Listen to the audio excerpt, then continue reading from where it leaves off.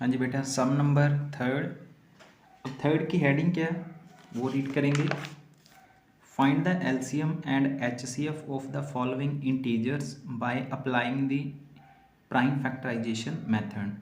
अभी हमने जो ऊपर हमने दो दो नंबर का एचसीएफ और एलसीएम किया है, तो ऐसे ही बेटा हम अब तीन नंबर का एचसीएफ और एलसीएम करने जा रहे हैं। देखो जो ये फॉर्मूला हमने किया है एलसीएम, ये हमने किया था ना, LCM multiply H C F equal to sum product of the two numbers. ये दो नंबर्स के लिए चलेगा, ये फॉर्मूला हम दो नंबर्स के प्रोडक्ट के लिए यूज़ करेंगे, ठीक है, क्योंकि अपने फॉर्मूले में हमने किया था the product of the two numbers. तो अब हम तीन नंबर्स के लिए फाइंड करेंगे H C F and LCM. तो गलती से आप ये वाला तीन नंबर पे अप्लाई मत कर देना, ये तीन नंबर पे अप्लाई नहीं हो सकता, ओनली टू नंबर्स पे अप्लाई हो सकता है, ठीक है। तो तीन नंबर का करने के लिए मेथड सेम है बिल्कुल। पहले आप सिंगल सिंगल नंबर के फैक्टर्स फाइंड कर लो। टू टू, थ्री वन ज़ार थ्री, ओके।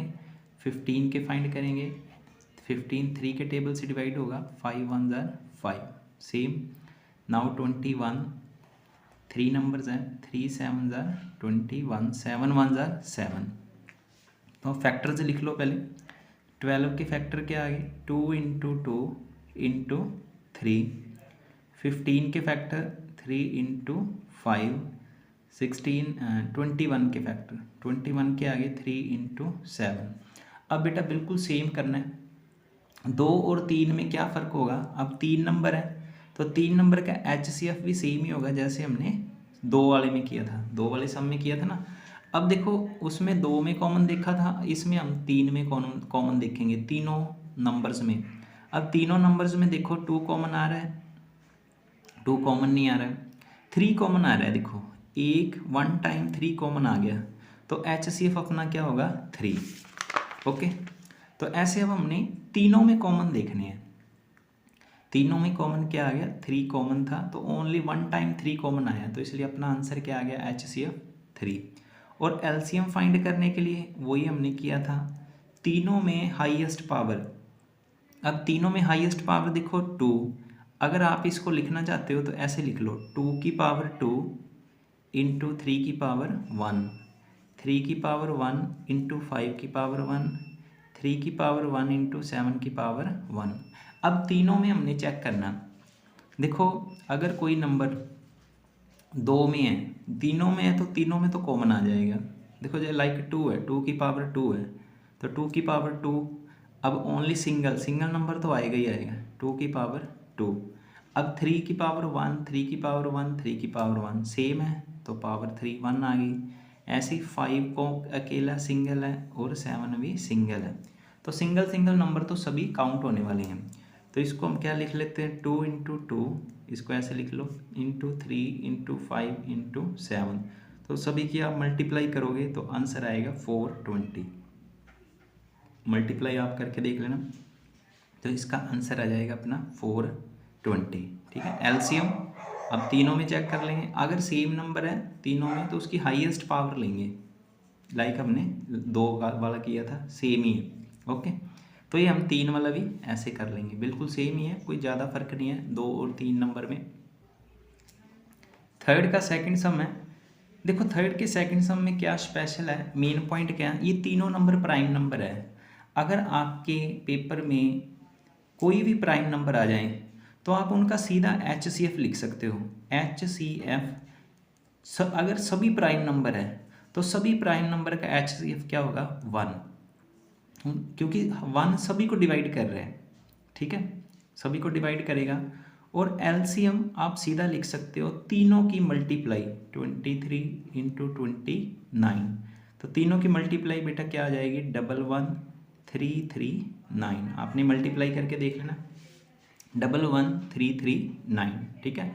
थोड़ा ध्यान रखें, याद रखें, अगर प्राइम नंबर आ गए, सभी नंबर प्राइम हैं, तो उनका एच सी एफ क्या होगा, वन। ये आप ऐसा कर सकते हो, अगर किसी को समझ नहीं आई, देखो 17 को 17 से डिवाइड करेंगे वन आएगा, 23 को 23 से डिवाइड करेंगे तो वन आएगा, 29 को 29 से डिवाइड करेंगे तो 1 आएगा, इसलिए 1 1 आ गया, 1 फैक्टर है।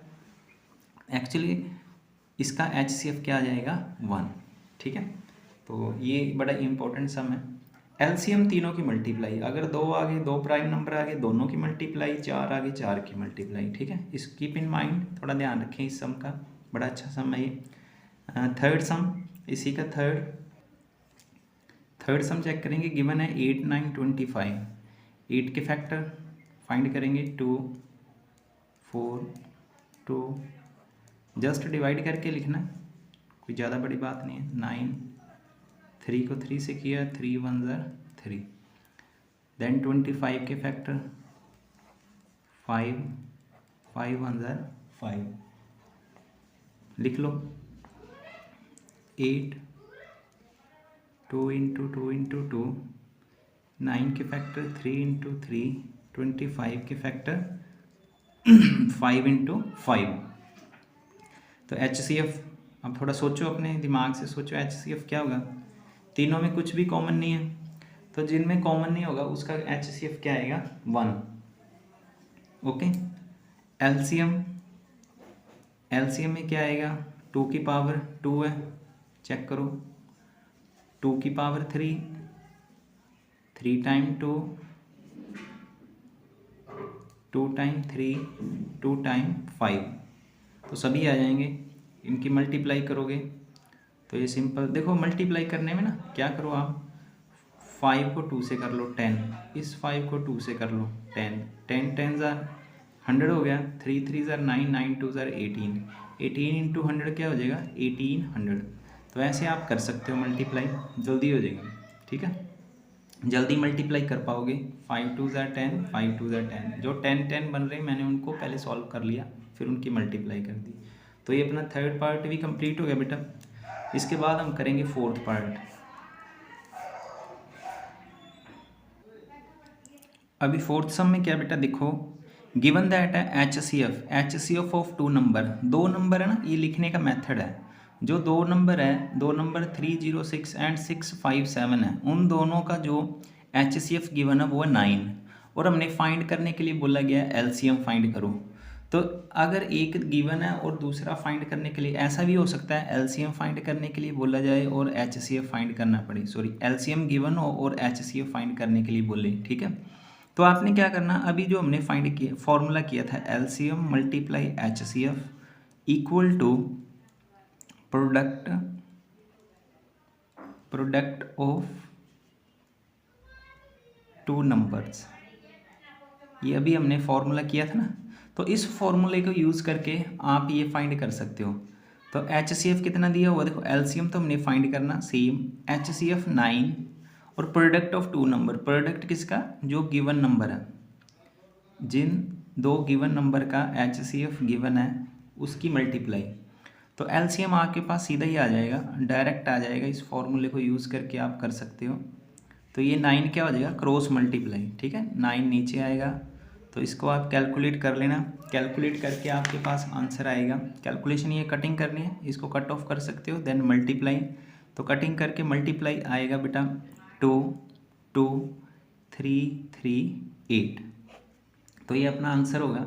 ऐसे सेम आपको क्या समझा रहा हूँ, हो सकता है एग्जाम में LCM गिवन हो 2 नंबर का और आपको HCF बोले, फिर आप क्या करोगे, LCM की वैल्यू पुट कर दोगे, HCF सेम आ जाएगा और LCM की वैल्यू जो होगी वो डिवाइड हो जाएगी, ठीक है। सम नंबर 5 स्टेटमेंट चेक करो, check whether 6 power n can end with the digit 0 for any natural number n। Statement क्या, मीनिंग क्या समझे, वो बोला 6 की पावर n है, n की वैल्यू आप नेचुरल नंबर कोई भी ले सकते हो, नेचुरल नंबर मान लीजिए n की वैल्यू आपने 1 ली, n की वैल्यू 2 ली, n की वैल्यू 3 लो, n की वैल्यू 4 लो, n की वैल्यू 10 लो, जो मर्जी लो नेचुरल नंबर, ठीक है। क्या ये वैल्यू लेने पर, यूज़ करने पे n की वैल्यू नेचुरल नंबर, क्या इनका एंड कभी कैलकुलेट, देखो अब 6 की पावर 1 तो 6 ही होगी, 6 की पावर 2 36 होगा, 6 की पावर 3 216 होगा, क्या कोई ऐसी पावर हम यूज़ कर सकते हैं जो एंड पे 0 आ जाए, ये मीनिंग है इसका बोलने का। क्या ऐसा पॉसिबल है? तो इसको करने के लिए देखो बड़ा सिंपल सा फंडा है। अगर 6 की पावर समथिंग करने पे 0 लास्ट पे आएगा तो उसके बीच 10 जरूर आएगा बेटा, 10 नंबर जरूर आएगा। इसलिए आप लिख सकते हो 6 की power n equal 10 into any number. Any number मान लीजिए आपने क्यू लेट कर लिया, सपोज कर लो मैं बोल रहा हूँ 150 था, 150 है, जब मैं छोटा नंबर रख लेता हूँ आपके लिए 110 है, सपोज कर लो 110 को मैं क्या लिख सकता हूँ 10 इंटू 11 लिख सकता हूँ, 10 इंटू 11। इट मीन्स जिस नंबर के पीछे 0 आएगा उसके जब फैक्टर बनाएंगे, मान लो ये तो मैंने सिंपल फैक्टर लिखे हैं ना, इसको मैं प्राइम फैक्टर नहीं बोल सकता क्योंकि 10 क्या प्राइम नंबर नहीं है, तो उस नंबर के फैक्टर में 10 आना जरूरी है। मान लीजिए मैं आपको बोलूँ 121, पीछे 0 नहीं आ सकता, क्यों? क्योंकि 11 इंटू 11 होगा। तो इसलिए जिस नंबर के पीछे 0 होगी ना उसको मैं 10 की फॉर्म में लिख सकता हूँ। इट मीन्स अगर 6 की पावर n समथिंग करने पे 0 आएगा तो इट मीन्स उसके फैक्टर में 10 जरूर आएगा, ठीक है, 10 जरूर आएगा।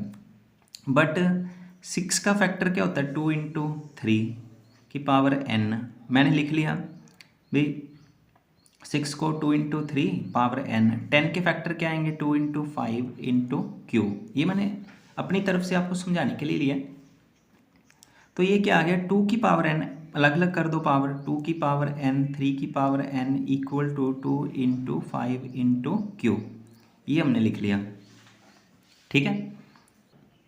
अभी हमने क्या लिखा था 2 की पावर n इंटू 3 की power n equal 2 into 5 into Q. देखो मैं आपको ये समझाने की कोशिश कर रहा हूँ, अगर किसी नंबर के पीछे 0 आएगा तो उसके फैक्टर बनाने पे एक बार 2 और एक बार 5 जरूर आएगा, 1 टाइम 2 एंड 1 टाइम 5 जरूर आएगा, पक्का ही है, आएगा ही आएगा। बट इसके हमने 6 के फैक्टर बनाए तो इधर 2 एंड 3 आया है, 2 एंड 3 आ गया, इट मीन्स यहाँ पर 5 मिसिंग है। आप क्या लिख सकते हो 5 is a prime factor of 5 is not a prime factor of 6 की पावर n। जो भी 6 के हमने फैक्टर बनाए हैं उसमें 5 नहीं आया, 5 is not a prime factor of 6 की पावर n, विच इज आप लिख सकते हो विच इज नॉट पॉसिबल, ये पॉसिबल नहीं है, विच इज नॉट पॉसिबल, ये पॉसिबल नहीं है, विच इज़ नॉट पॉसिबल। 5 नहीं आ सकता, 5 नहीं आ सकता तो इट मीन्स 6 की जो पावर होगी वो 0 से एंड नहीं हो सकती, ठीक है। तो आप इतना लिख सकते हो। तो ये अपना सम नंबर 5 कंप्लीट हो गया, बड़ा सिंपल था। एक बार फिर समझा देता हूँ मैंने क्या किया, जो भी नंबर आपको गिवन होगा आपने जस्ट ये रिप्रेजेंट करना भी जो उसके फैक्टर है। देखो पावर n कुछ भी हो सकता है, पावर एक मैं थोड़ा और एग्जांपल देके आपको समझा देता हूँ। मान लीजिए 6 की पावर आपने 5 रख ली, तो 6 की पावर 5 रखी है